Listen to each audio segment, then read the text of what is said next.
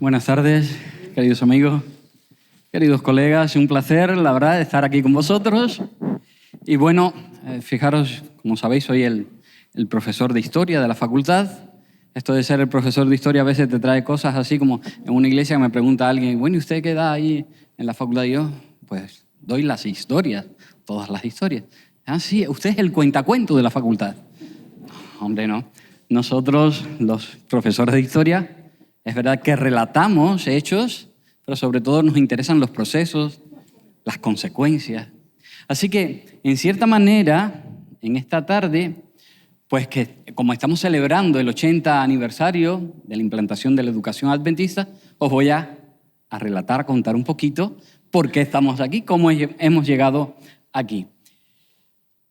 La llegada del adventismo a nuestro territorio, estoy convencido que tiene relación con la educación.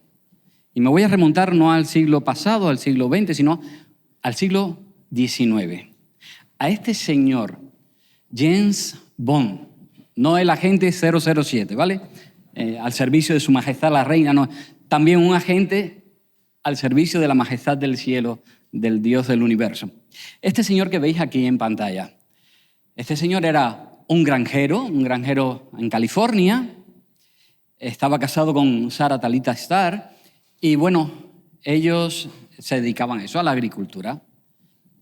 Su abuelo y sus tío-abuelos eran pastores bautistas, y él era un hombre comprometido con la iglesia. Hasta que un día a su casa vino su hermano. Su hermano había escuchado el mensaje del pastor Loadborough y vino allí a predicarles.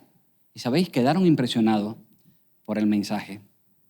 Se bautizaron y fue tanto el impacto del mensaje que este hombre deja la granja y estudia medicina.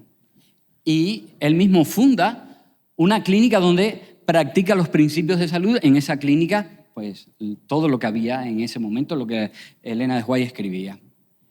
Y tuvo una hermosa familia, bueno, ahí tenéis parte de los hijos. Todavía falta una que estaba en camino.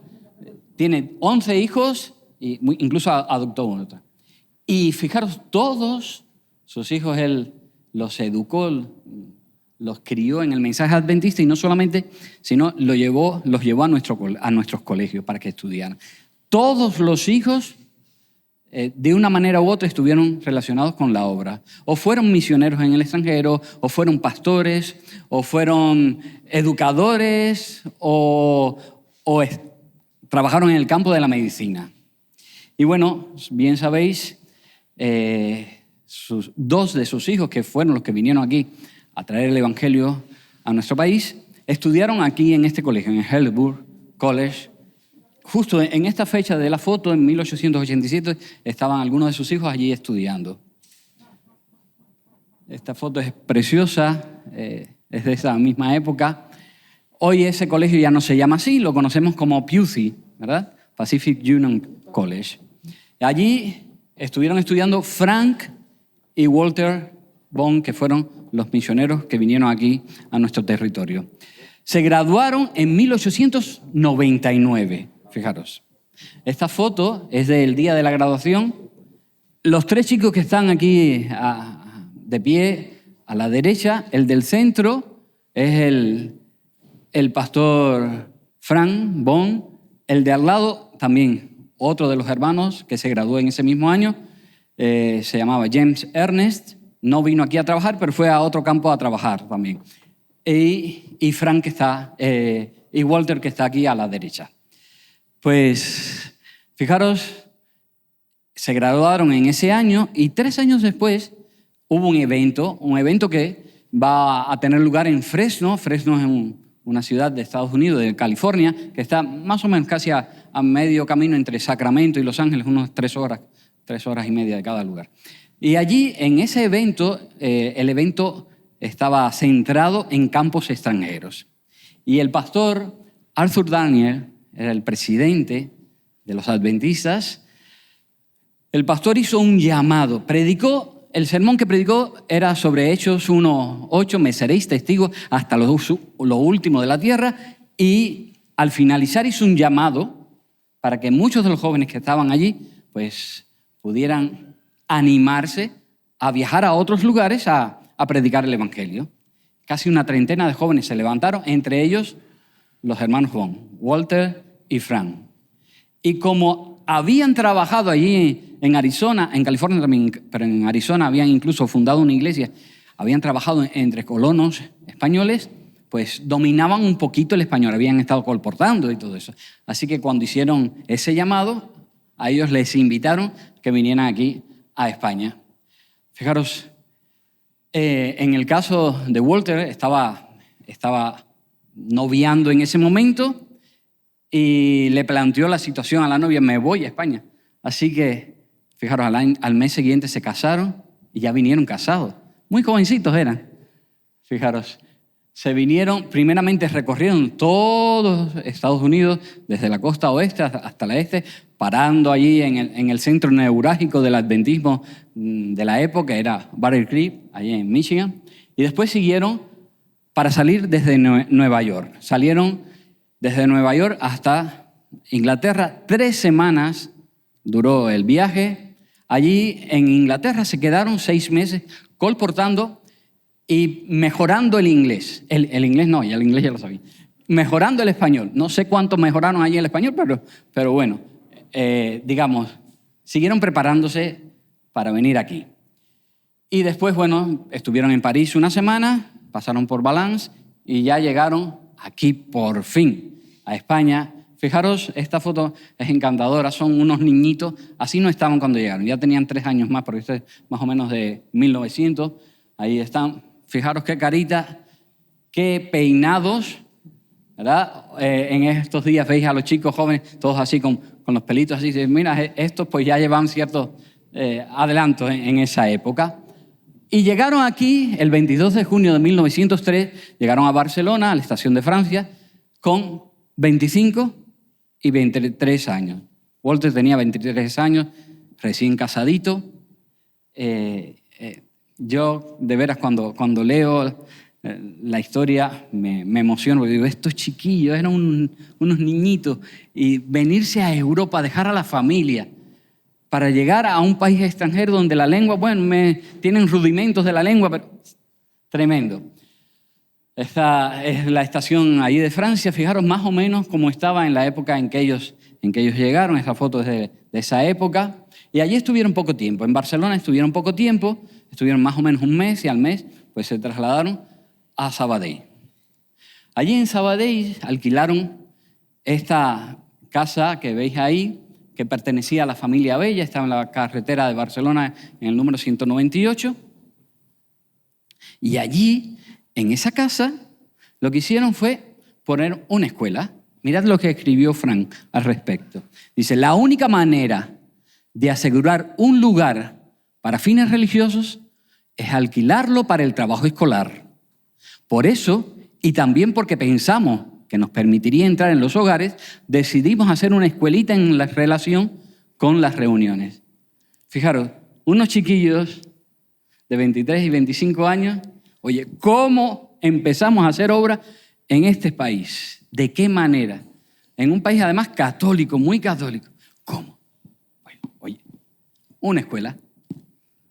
Así que pienso que la obra evangelizadora estuvo desde el primer momento ligada a la obra educativa.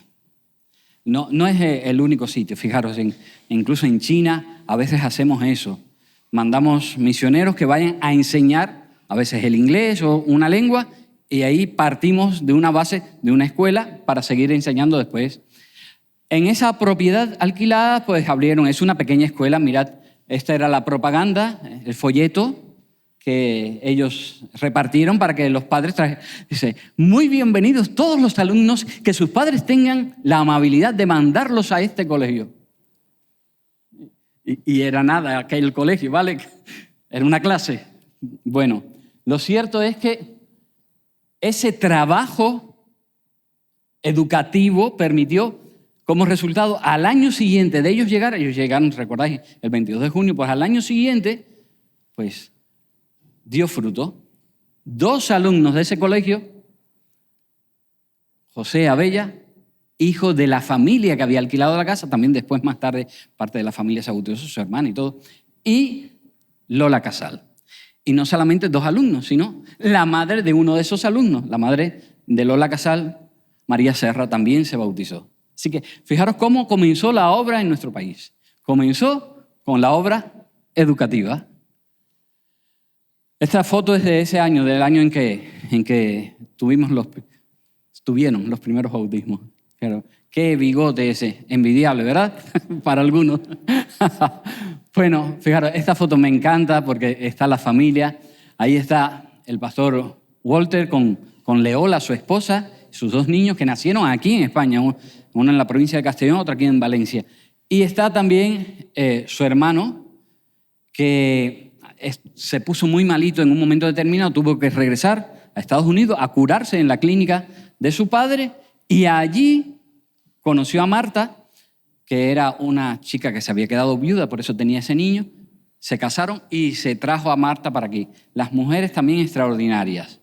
Entonces dice, ¿cómo estas 2 chicas dejan también su familia y se van con estos 2 loquitos allí a España? Que no es ahora que tenemos internet, que tenemos WhatsApp. No. Mujeres también de campeonato, ¿vale? Tremendas. Miradlas a ellas, todas guapetonas con sus tocados, sus pamelas de la época, lo que se llevaba, ¿vale? Así que, pero ¿y dónde se formaban los obreros que teníamos al principio? Porque claro, teníamos obreros que habían venido del extranjero, pero ellos entendieron que teníamos que formar hombres aquí, porque si no, pues interesante. Nuestros primeros obreros fueron a Suiza a formarse, a Glan. Allí no solamente José Abella y Lola Casal, también López Nicolás, David Badenas Barrachina, fueron allí a Glan, a este lugar. Fijaros, desde 1906 la división entendió que había que formar pastores para que fueran a los diferentes campos aquí en Europa. Así que crearon esa escuela misionera en Glan, que ya funcionaba. Era una clínica que ya funcionaba. Bueno, todavía está funcionando esa clínica. Es la Liniers, la hermosa clínica que tenemos allí en Glan. Pues allí comenzaron a ir, fijaros, Lola Casal fue extraordinaria, nuestra primera colportora, secretaria de la Unión, visitó Estados Unidos con Fran en el 1913 y conoció a Elena de White allí, fueron a un congreso de la Conferencia General y Lola Casal conoció allí a Elena de White en Estados Unidos. Que yo tenga, en lo que he estudiado, no tengo datos de que ningún otro obrero español haya conocido a Elena de White. Lola Casal sí, murió jovencita, muy gastada en el trabajo. Y a partir, fijaros, de 1921 ya dejó de funcionar la escuela misionera de Glan y abrió las puertas el Seminario Adventista de Colón Susalev. Allí abrió sus puertas donde muchos de nosotros, de los que estamos aquí, hemos estudiado. Así que a partir de ese momento, entonces los pastores ya iban a formarse allí. ¿Qué pasa? Que llega la guerra. En 1936 estalla la guerra civil y los pastores extranjeros tienen que abandonar el territorio. Es un principio que tiene la Iglesia Adventista, que cuando hay conflictos, en los lugares de conflicto, los obreros extranjeros pues, son retirados del lugar. Así que todos los pastores se marchan. Mirad, cuando estalla la guerra civil había 10 iglesias, 403 miembros, teníamos 6 pastores extranjeros que estaban trabajando y teníamos 9 pastores ya autóctonos, 3 ordenados y 6 que no se habían ordenado. No que fueran desordenados, sino que todavía no se los habían ordenado, ¿vale? Los pastores extranjeros, como abandonaron, pues cuando finalizó la guerra, casi habíamos perdido casi la mitad, un poquito más de la mitad de la población, casi se pierde. Nos quedaron 245 miembros, 2 iglesias abiertas nada más, La Coruña y la de Barcelona, y estaba de presidente el pastor Isidro Aguilar. ¿Qué situación? Los miembros habían desaparecido durante la guerra, algunos murieron con la guerra, otros se cambiaron, se trasladaron de país, otros desaparecieron, no sabemos. Bueno, lo cierto es que otros abandonarían la iglesia, quedó mermada la iglesia. El pastor Aguilar había sido bautizado en la década anterior, en 1924, y antes de ser adventista, el pastor Aguilar había estado estudiando, preparándose para ser sacerdote, pero no terminó la carrera. Abandonó la carrera, después conoce el Evangelio y dicen, yo he preguntado a varios compañeros ya mayores que fueron alumnos, dice que era un hombre extraordinario, una inteligencia muy capaz, un hombre que dominaba muy bien el latín, lo habrían enseñado muy bien en el seminario, y la literatura, la historia, un hombre extraordinario. Me contaba esta misma semana alguien que la gente le iba a consultar, era como un hombre sabio, y la gente le preguntaba cosas de teología, de que no eran de teología, a veces tonterías. Me decía esta persona, es decir, pastor, ¿y usted cree que puedo comer mejor aceitunas negras o verdes?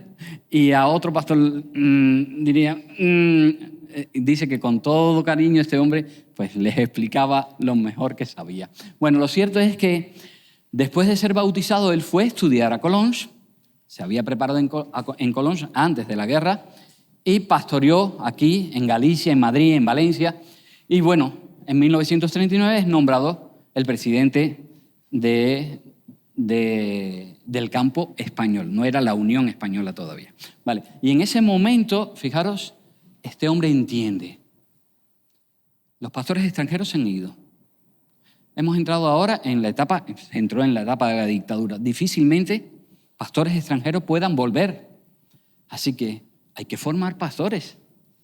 Y se le ocurrió la brillante idea de crear una academia que, claro, no podía llevar nombre escuela adventista ni nada de eso.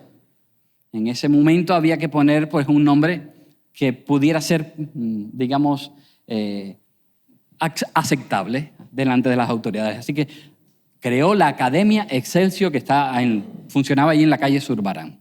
Allí funcionó poquito tiempo porque al año siguiente, en 1943, la academia se trasladó a la calle Alensa número 6. Allí es donde tenemos ahora nuestra iglesia de Alensa, preciosa, ¿verdad? Pues allí se trasladó. Y mirad, esta foto es encantadora.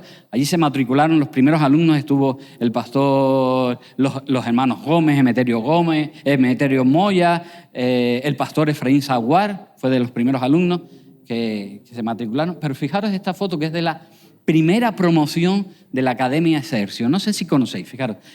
A la izquierda, la chica que está a la izquierda, ¿sabéis quién es?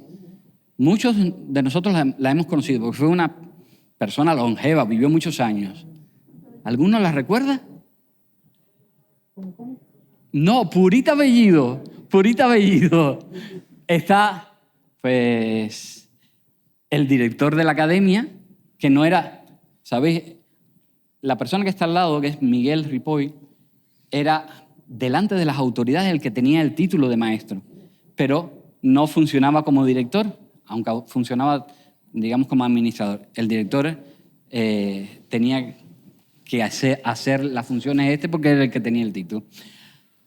La siguiente, la chica que está a la derecha, ¿alguien la reconoce? María Hernández, cierto. María Hernández, la esposa de Vicente Gómez. Es la tía abuela de mi yerno. O sea, la tía bisabuela de mi nieto Lucas. Pues ella fue de las primeras en graduarse. Aquí a la izquierda, bien, Luis Bueno. Y a la derecha hay alguien que lo conoce muy bien. ¿Quién es el señor que está a la derecha? Nicolás Pamplona, el papá de nuestro profesor Jorge Pamplona. Fijaros qué guapetones estaban, qué bonitos. La primera promoción de esa academia. Bueno, durante un tiempo estuvo funcionando allí, en la calle Alensa, se fueron formando nuestros pastores, hasta que en 1958, por orden gubernamental, se cerró la academia. ¿Qué pasó entonces? ¿Dónde se formaba? Pues sabéis, siguió funcionando la academia, no oficialmente, pero sí en casa del pastor Isidro Aguilar, allí daban las clases, o en casa también de Miguel Ripoll. Y lo que hacían era, fijaros, una silla, una banqueta, una silla, una banqueta, así, uno al lado del otro, en el despacho del pastor Aguilar, no había mucho espacio, ahí estaban tomando nota. Y cuando llegaban los exámenes, pues sabéis, era un poco complicado porque había que alejarse lo más posible, que sería así. Así que los profesores, el pastor Aguilar, confiaba en la buena voluntad de los alumnos, en la honestidad, ¿verdad? Como lo hacemos ahora también, de nuestros alumnos que se preparan para ser pastores, y allí se hacían los exámenes. En 1966 se renombró la Academia Excelsior con el nombre de Seminario Adventista de Madrid, el SEMI. Y al año siguiente, hoy es la iglesia de Alenza, al año siguiente pasó ese colegio aquí a Valencia, donde tenemos la iglesia en Fray Pedro Vives.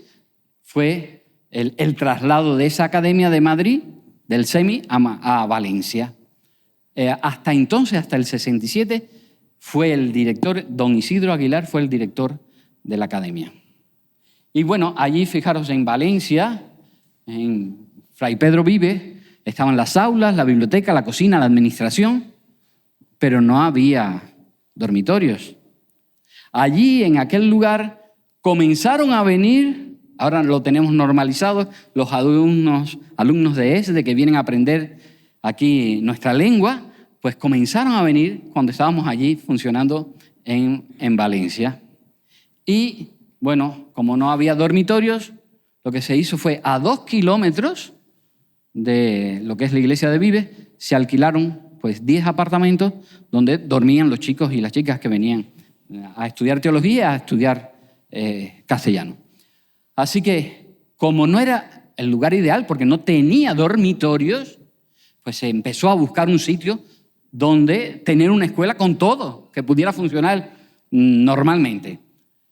Y esa propiedad se encontró pues en las afueras de la histórica ciudad de Sagunto. Cuando llegan los alumnos de primero, yo les pregunto, ¿sabéis, Sagunto, por qué es importante la historia?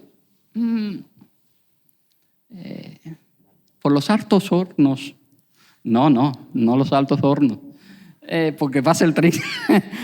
A veces algunos no saben que a causa de Sagunto se produjo la Segunda Guerra Púnica en el 218 a.C.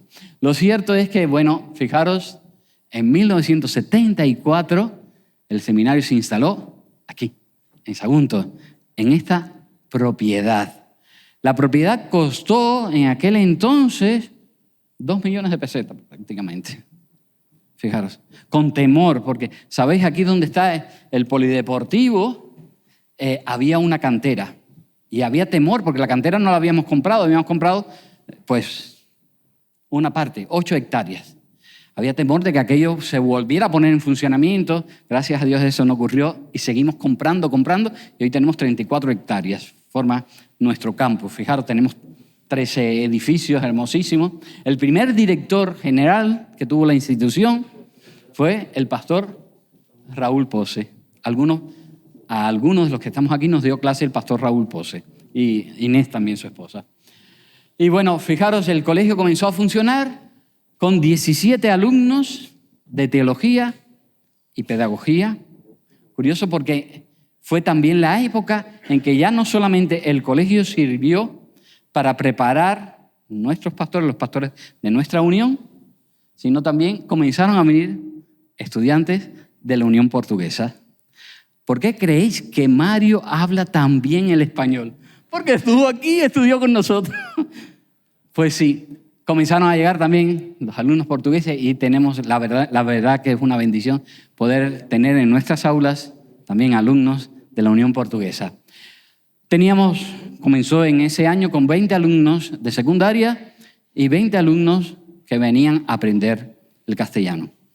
Interesante porque, sabéis, a veces hay padres cuando vienen aquí al colegio y ven la escuela primaria con tantos alumnos, ven la escuela secundaria, el bachillerato, tantísimos alumnos, se creen que este colegio existe porque por la primaria, por la secundaria. No, existe por teología. Porque el proyecto de comprar aquí era para continuar esa labor que había empezado en Madrid, que siguió en Valencia, trasladarla aquí, Colegio de Teología.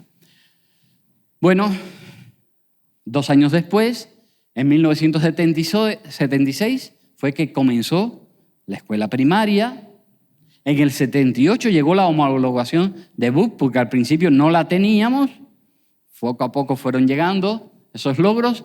En el 1980 se la concedieron al COU, que era como se llamaba en aquellos tiempos. Y fijaros, en el año 2000 se celebraron los actos del 25 aniversario del colegio. Yo esta no la iba a poner porque el año que viene vamos a celebrar pues, el 50 aniversario. Pero digo, es una foto bonita para recordar para los pastores, porque están los directores que había tenido, los directores generales que había tenido el colegio hasta entonces.